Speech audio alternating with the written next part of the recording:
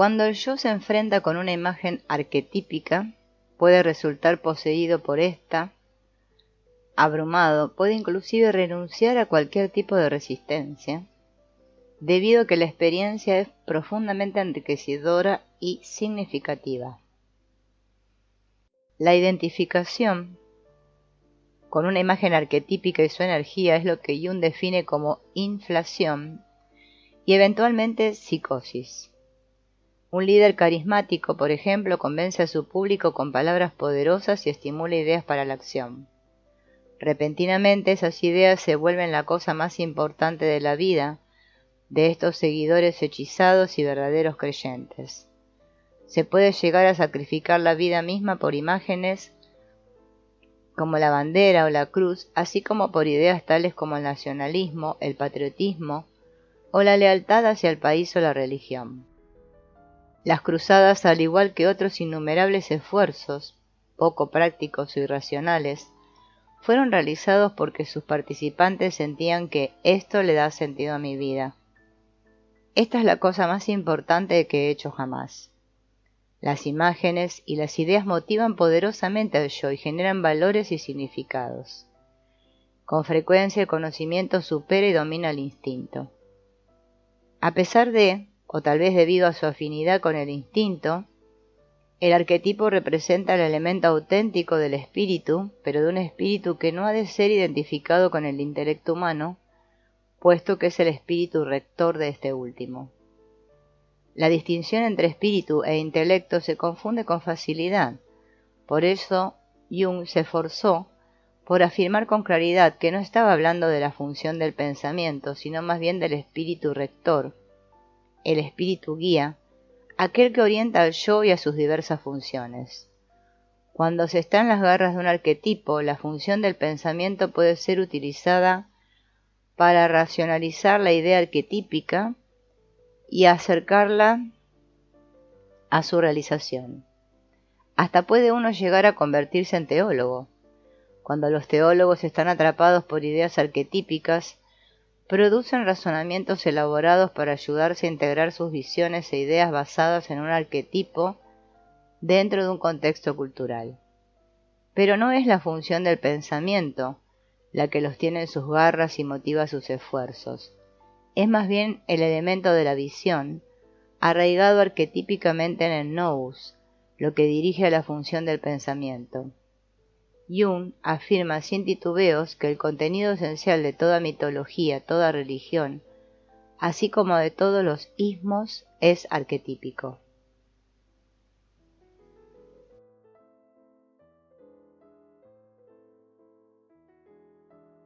Si bien es cierto que arquetipos e instintos están unidos como correspondencias, queda claro que Jung de ninguna manera quiere decir que los arquetipos puedan ser reducidos a instintos o los instintos puedan ser reducidos a arquetipos.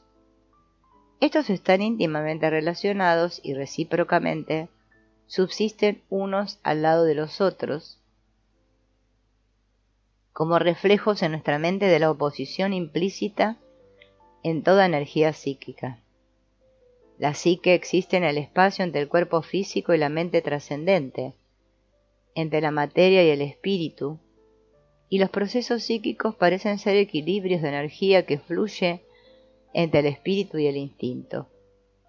La psique es un fenómeno intermedio y sus procesos se comportan como una balanza a lo largo de la cual la conciencia se desliza. En un momento dado se encuentra en las cercanías del instinto y cae bajo su influencia. En otro momento se desliza hacia el otro extremo, donde predomina el espíritu, llegando incluso a asimilar los procesos instintivos más opuestos a él. Existe una suerte de eterno vaivén entre la parte inferior y la parte superior, entre el polo instintivo y el polo espiritual arquetípico de la psique. La conciencia batalla por un lado, en un pánico constante contra el ser tragado por el primitivismo y la inconsciencia de lo puramente instintivo. Por otro lado, se resiste a la total posesión, por otra parte, de las fuerzas espirituales, es decir, la psicosis. Sin embargo, Toda vez que se coordina, el arquetipo provee forma y significado al instinto, y el instinto provee energía física cruda a las imágenes arquetípicas para asistirlas en la realización de la meta espiritual, por la cual toda la naturaleza humana se esfuerza. Es el mar en el que desembocan todos los ríos, la recompensa por la cual el héroe lucha contra el dragón. Jung traza el mapa de la psique como si fuera un espectro, colocando el arquetipo en el extremo ultravioleta y el instinto en el extremo infrarrojo. Debido a que el arquetipo es un principio formativo con el poder del instinto, su azul está contaminado con rojo, parece ser violeta, o también podríamos interpretar el símil como una apocatástasis del instinto elevado a una frecuencia más alta, así como podríamos fácilmente derivar el instinto de un arquetipo latente, es decir, trascendente, que se manifiesta en una longitud de onda más larga. En la práctica y en la experiencia real, los instintos y los arquetipos siempre se encuentran de forma mezclada y nunca en forma pura. El extremo del arquetipo y el extremo del instinto en el espectro psíquico se unen en la inconsciencia y allí batallan uno con otro, se mezclan y se unen para formar unidades de energía y motivación que aparecen entonces en la conciencia como impulsos, anhelos, ideas e imágenes. Lo que experimentamos en la psique ha sido previamente psiquizado y luego empaquetado en el inconsciente. Imaginamos una línea que corre a través de la psique y conecta el instinto y el espíritu en sus dos extremos. Esta línea está conectada con el arquetipo en un extremo y con el instinto en el otro extremo, pasando información y datos a través del área psicoide hacia el inconsciente colectivo y luego hacia el inconsciente personal. A partir de allí, estos contenidos se abren camino hacia la conciencia.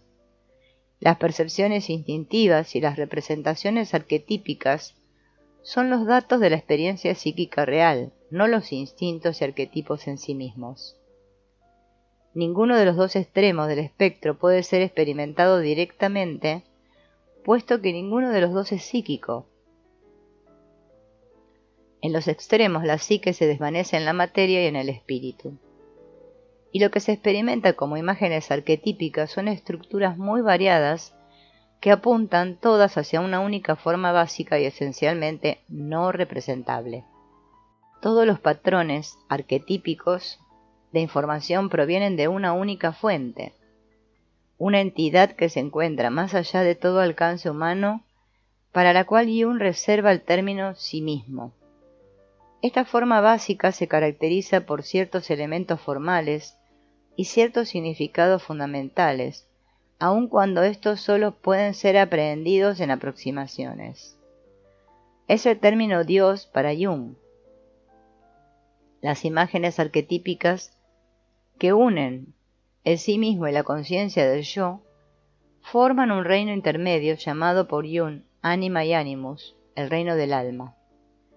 En la visión de Jung, las religiones politeístas emergen y representan el reino del ánima y animus, mientras las religiones monoteístas se basan y apuntan hacia el arquetipo del sí mismo. En el mapa de Jung, la psique es una región ubicada en el espacio entre la pura materia y el puro espíritu, entre el cuerpo humano y la mente trascendente, entre el instinto y el arquetipo. Jung lo ilustra como una extensión entre los dos extremos de un espectro que tienen aperturas de ambos lados por las cuales se recibe información hacia la psique. En los extremos de la psique se encuentran las áreas psicoides que producen efectos casi psíquicos, tales como los síntomas psicosomáticos y los fenómenos parapsicológicos. A medida que la información pasa a través del área psicoide, esta se psiquiza y se transforma en psique. En la psique se encuentran la materia y el espíritu. En un primer momento estos paquetes de información pasan al inconsciente colectivo, en el cual entran en contacto y se contaminan con otros contenidos que ya se encontraban allí, y eventualmente podrán penetrar en la conciencia en forma de intuiciones, visiones, sueños, percepciones de pulsiones instintivas, imágenes, emociones e ideas. El yo deberá lidiar con los contenidos inconscientes que emerjan elaborando juicios sobre su valor y a veces tomando decisiones en cuanto a la eventualidad de actuar o no actuar sobre los mismos. La carga de la elección está puesta sobre la conciencia del yo, que habrá de lidiar éticamente con estas invasiones provenientes del espacio interior. Una de las observaciones tempranas de Jung fue que la psique está compuesta por muchas partes y centros de conciencia. En este universo interior no existe un planeta único, sino todo un sistema solar, y más aún. Podemos decir que la gente tiene una personalidad, pero en realidad la misma está compuesta por un conjunto de subpersonalidades. Existe el complejo del yo, luego existe una multitud de complejos personales menores, entre los cuales el complejo materno y el complejo paterno se presentan como los más importantes y poderosos. Finalmente se encuentran numerosas imágenes y constelaciones arquetípicas. En cierto sentido, somos seres compuestos por muchas actitudes y orientaciones potenciales y divergentes que pueden hallarse en oposición entre ellas y crear conflictos que conducen hacia estilos de personalidad neurótica. Algunas de estas subpersonalidades son la sombra y la persona. Se trata de estructuras complementarias que existen en toda psique humana desarrollada. Ambas fueron designadas con nombres de objetos concretos de la experiencia perceptible. La sombra es la imagen de nosotros mismos que se desliza detrás de nosotros cuando caminamos hacia la luz. La persona, su opuesto, lleva el nombre que se le daba en la antigüedad a la máscara del actor. Es el rostro con el cual nos presentamos al mundo social que nos rodea. Al comenzar la vida, la personalidad es una simple unidad indiferenciada. Aún no tiene forma y es más potencial que real. Es una totalidad. A medida que ocurre el desarrollo, esta totalidad comienza a diferenciarse y se separa en partes. La conciencia del yo se va formando y a medida que crece, va dejando atrás una gran porción de esta totalidad en el inconsciente. El inconsciente, a su vez, se va estructurando a medida que el material se agrupa alrededor de imagos, ideas y emociones internalizadas y experiencias traumáticas, formando así las subpersonalidades, los complejos, que son autónomos y exhiben una conciencia propia. También reúnen una cierta cantidad de energía psíquica y poseen una voluntad que les pertenece. Uno de los factores psíquicos inconscientes que el yo no puede controlar es la sombra. De hecho, por lo general el yo ni siquiera se percata de que proyecta una sombra. Jung utilizó el término sombra para designar una realidad psicológica bastante fácil de captar a nivel de imagen, pero mucho más difícil de tratar a nivel práctico y teórico. Su intención fue poner de manifiesto la flagrante inconsciencia que se evidencia en la mayoría de las personas. Sin embargo, al referirse a la sombra, en lugar de verla como una cosa, conviene más pensar en términos de características o rasgos psicológicos que están en la sombra, es decir, ocultos a nuestras espaldas en la oscuridad o que son sombríos. Todas aquellas partes de la personalidad que normalmente conformarían el yo de estar integradas, pero que han sido suprimidas debido a una disonancia, bien sea cognitiva o emocional, tienden a caer en la sombra. Los contenidos específicos de la sombra pueden cambiar según las actitudes del yo y su grado de defensa.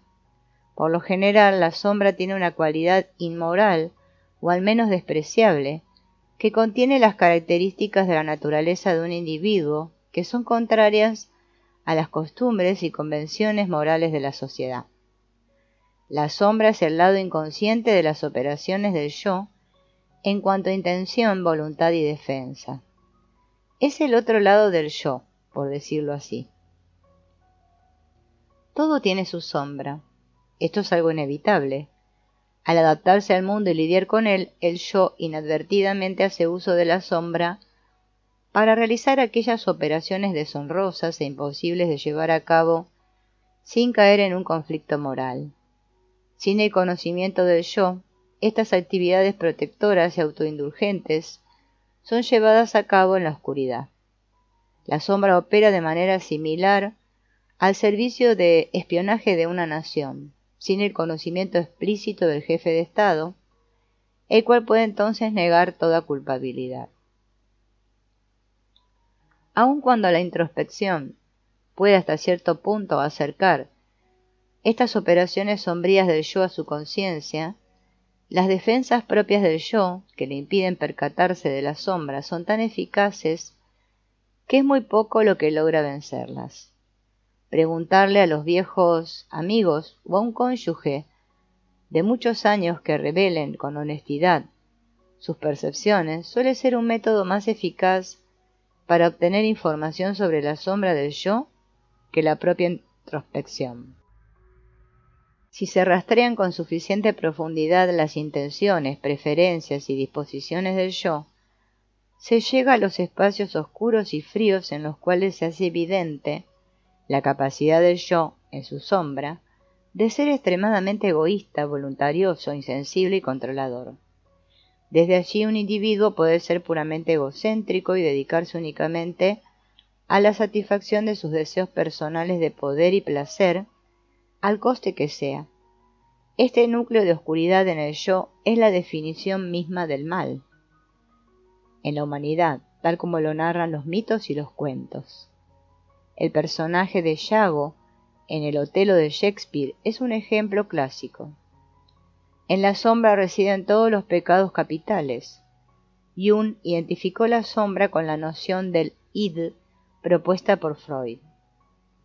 Si las características de la sombra se hacen conscientes y se integran de alguna manera, ese alguien será muy diferente del individuo promedio.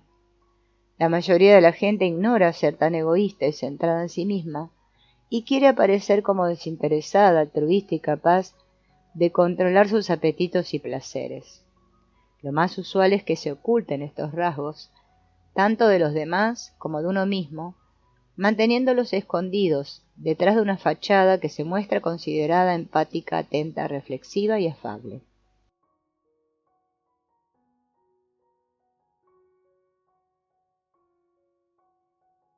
Las excepciones a esta norma social serían aquellos que se han creado una identidad negativa, las ovejas negras que se sienten orgullosas de su codicia y su agresividad y van haciendo gala de estas cualidades en público, mientras en su sombra oculta son seres sensibles y sentimentales. Otra excepción serían aquellos que no tienen nada que perder, los criminales y psicópatas. Algunos individuos famosos como Hitler o Stalin, por ejemplo, logran adquirir tanto poder que pueden darse el lujo de entregarse a la satisfacción de sus pasiones malvadas en su máxima expresión. Sin embargo, la mayoría de las personas se consideran decentes y se comportan adecuadamente según las reglas de buena conducta que imperan en su entorno social, y solo accidentalmente se revelarán elementos sombríos, ya sea en sueños o en situaciones extremas. Para estas personas, el lado sombrío del yo sigue operando pero desde el inconsciente, manipulando al entorno y a la psique de manera tal que ciertas intenciones y necesidades logran su satisfacción de una forma socialmente aceptable. Lo que el yo quiere en la sombra no es necesariamente malo de por sí, y con frecuencia una vez que se confronta la sombra, esta no resulta ser tan mala como se imaginaba. El yo no experimenta la sombra directamente. Siendo inconsciente, ésta es proyectada sobre otros. Cuando alguien se siente terriblemente irritado por un individuo realmente egoísta, por ejemplo, esa reacción suele ser una señal de que un elemento inconsciente de la sombra está siendo proyectado. Por supuesto que el individuo en cuestión debe proporcionar un gancho para esta proyección de sombra, de modo que siempre existe una cierta mezcla de percepción y proyección cuando ocurren reacciones emocionales tan intensas.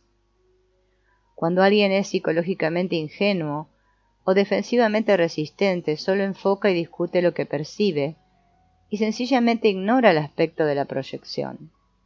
Esta estrategia defensiva, claro está, impide toda posibilidad de hacer uso de la experiencia para adquirir conciencia de las características de la sombra y eventualmente poder integrarlas. En cambio, el yo defensivo insiste en sentirse como un santurrón y se coloca en el papel de víctima inocente o de simple observador. El otro es el monstruo malvado, mientras el yo se siente como un inocente cordero. Esta es la dinámica con la que se crean los chivos expiatorios. La elaboración de la sombra. Los contenidos y cualidades específicos que pasan a conformar esta estructura interna llamada sombra son seleccionados durante el proceso de desarrollo del yo. Aquello que la conciencia del yo rechaza se convierte en sombra. Aquello que acepta positivamente y con lo cual se identifica se convierte en parte integrante del yo y de la persona.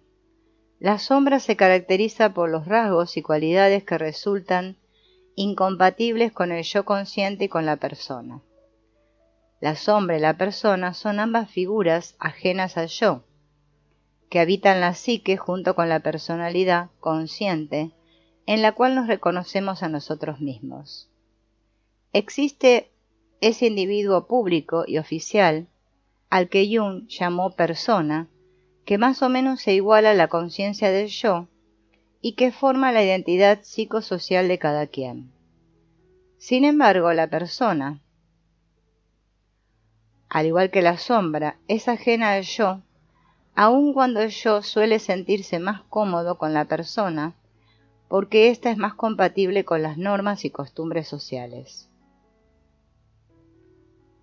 La personalidad sombra permanece escondida, fuera de la vista, y se asoma únicamente en ocasiones especiales. El mundo externo se percata poco de esta personalidad. La persona es mucho más evidente, es la que desempeña el papel oficial, cotidiano, de adaptación al mundo social. Sombra y persona son como dos hermanos en el hombre o dos hermanas en la mujer. Uno está fuera a la vista pública y el otro está escondido y recluido. Son como un estudio de contrastes. Si el uno es rubio, el otro es moreno. Si el uno es racional, el otro es emotivo.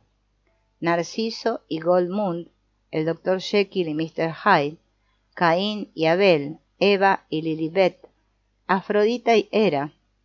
Estas figuras representan a esos pares contrastados. El uno complementa o con más frecuencia se opone al otro. Persona y sombra usualmente son como opuestos exactos el uno al otro, y sin embargo son tan allegados como dos gemelos.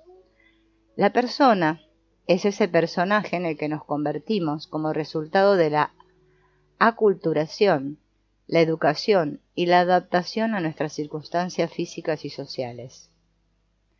Jung tomó prestado este término del teatro romano en el cual persona se refería a la máscara del actor. Al colocarse una máscara, el actor desempeñaba un papel determinado, una identidad dentro del drama, y su voz emanaba de una apertura tallada al nivel de la boca en el rostro de la máscara. Si tomamos esto psicológicamente, la persona resulta ser un complejo funcional, cuya tarea es la de ocultar, así como revelar, los pensamientos y sentimientos conscientes de un individuo con respecto a los demás. Como complejo, la persona posee una considerable autonomía y no está totalmente bajo el control del yo.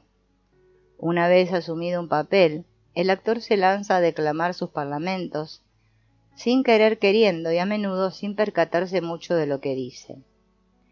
¿Cómo está usted?, pregunta alguien durante una mañana lluviosa, y sin pensarlo dos veces, sin vacilar, usted responde: estupendamente. ¿Y usted qué tal? La persona permite que la interacción social, casual, fluya más fácilmente y suaviza las asperezas que podrían ser motivo de torpezas o malestar social. La sombra, un complejo funcional complementario, es una suerte de antipersona. Podríamos pensar en la sombra en términos de una subpersonalidad que quiere lo que la persona no va a permitir. Mefistófeles, en el Fausto de Goethe, es un ejemplo clásico de una figura de sombra. Fausto es un intelectual aburrido que lo ha visto todo, ha leído todos los libros importantes, se ha aprendido todo lo que quería saber. Ahora se siente vacío y sin ganas de vivir. Está deprimido y contemplando la posibilidad del suicidio, cuando un pequeño perro de lanas se cruza en su camino y se transforma en Mefistófeles. Este inmediatamente lo incita a abandonar su estudio y a irse por el mundo junto con él, para explorar su otro lado, su sensualidad. Mefistófeles introduce a Fausto en sus funciones inferiores, la sensación y el sentimiento, junto con la emoción y el entusiasmo de su vida sexual no vivida. Se trata de un aspecto de su vida por el cual su persona de profesor e intelectual no había dado permiso. Guiado por Mefistófeles, Fausto pasa por lo que Jung llamó enantiodromía, una oscilación de la personalidad hacia su tipo opuesto. Así se une a la sombra y durante un tiempo se identifica con sus cualidades y energías. Para un yo que se ha identificado con la persona y sus valores implícitos, la sombra apesta a podrido y a maldad. Mefistófeles encarna el mal, la destructividad pura, intencional y obstinada. Pero el encuentro con la sombra tiene un efecto transformador sobre Fausto. Él encuentra allí una nueva energía, desaparece su aburrimiento y todas las aventuras en las cuales se embarca le proporcionan una experiencia mucho más completa de la vida. El problema de la integración de la sombra es un problema moral y psicológico de los más espinosos. Si alguien evita sistemáticamente la sombra, su vida será decente, pero será también terriblemente incompleta. Al abrirse a la experiencia de la sombra, el individuo se tiñe de inmoralidad, pero alcanza con ello un mayor grado de integridad. Se trata realmente de un pacto con el diablo. Es el dilema del Fausto, y es un problema fundamental de la existencia humana. En el caso de Fausto, su alma se salva al final, pero solo por la gracia de Dios. En sus escritos oficiales, Jung no se extendió con detalles sobre la sombra, sin embargo, escribió de manera bastante particularizada e interesante sobre la persona. De allí podemos obtener cierta información acerca de la sombra y su constelación dentro de la personalidad. El término aparece definido en su obra Tipos psicológicos. El libro termina con un largo capítulo que lleva por título Definiciones, en la cual Jung intenta ser lo más claro posible con respecto a la terminología que adaptó del psicoanálisis y de la psicología general, así como en relación a los términos creados por él para su psicología analítica. En lo referente a la psicología y al psicoanálisis, el término persona es propiedad intelectual de Jung. Más adelante, habla de los términos alma y allí trata también la noción de persona. Reflexiona sobre dos estructuras complementarias, la persona y el ánima, y hoy en día el término persona ha sido aceptado en el vocabulario general de la psicología y de la cultura contemporánea. Es frecuente su uso en el lenguaje popular, en la prensa y en la literatura. Significa el individuo tal como se presenta, no el individuo tal como es. La persona es un constructo psicológico y social, adoptado por un propósito específico. Jung lo escogió para su teoría psicológica porque desempeña un papel en la sociedad. Le interesaba la manera en que la gente llegaba a desempeñar roles específicos, adoptar actitudes convencionales y representar estereotipos sociales y culturales, en lugar de asumir y vivir su propia unicidad. No cabe duda de que esta es una característica humana bien conocida, una suerte de mímesis. Jung le puso nombre y le integró a su teoría de la psique.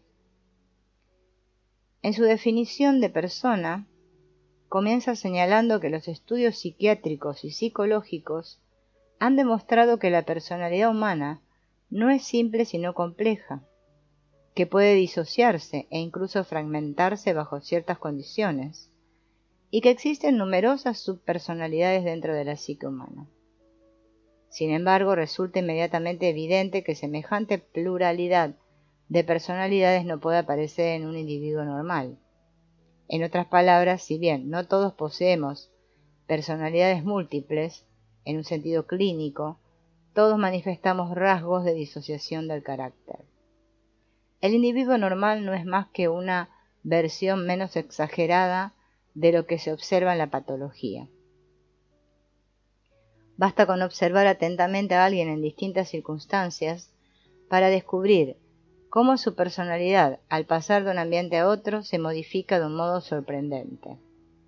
Ángel en la calle, diablo en casa. Un individuo así se comporta en público con gran amabilidad y simpatía, siempre sonriente, chistoso. En su casa, en cambio, es amargado y refunfuñón. No habla con nadie y se pasa el tiempo escondido detrás de su periódico. Puede llegar a ser agresivo, ya sea verbal o físicamente. El carácter está ligado a la situación. La historia del Dr. Jekyll y Mr. Hyde representaría una forma extrema de esto. Otra novela que tiene ese mismo tema es El retrato de Dorian Gray, de Oscar Wilde, en el cual el personaje principal mantiene un retrato de sí mismo en el desván. A medida que el personaje avanza en edad, el retrato envejece mostrando su verdadera naturaleza y su carácter, mientras él sigue apareciendo en público sin arrugas, fresco, juvenil y jovial. La gente suele ser sensible a las expectativas de los demás, y Jung señala que ciertos ambientes en particular, como la familia, la escuela o el trabajo, requieren asumir ciertas actitudes. Cuando usa la palabra actitud, Jung se refiere a una orientación a priori hacia algo determinado, sin importar si ese algo está o no representado en la conciencia. Una actitud puede ser latente e inconsciente, y estar constantemente operando para orientar al individuo en una situación o ambiente. Es más, una actitud es una combinación de factores o contenidos psíquicos que determinará la acción en una u otra dirección precisa. Por consiguiente, una actitud es un rasgo del carácter. Cuanto más tiempo perdure una actitud, más será solicitada para responder a las exigencias del medio y por ende, más habitual se volverá.